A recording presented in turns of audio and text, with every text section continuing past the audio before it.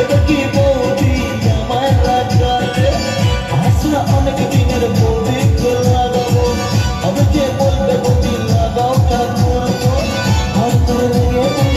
শ্বাস করে বলে কর করে লেগে হাত করে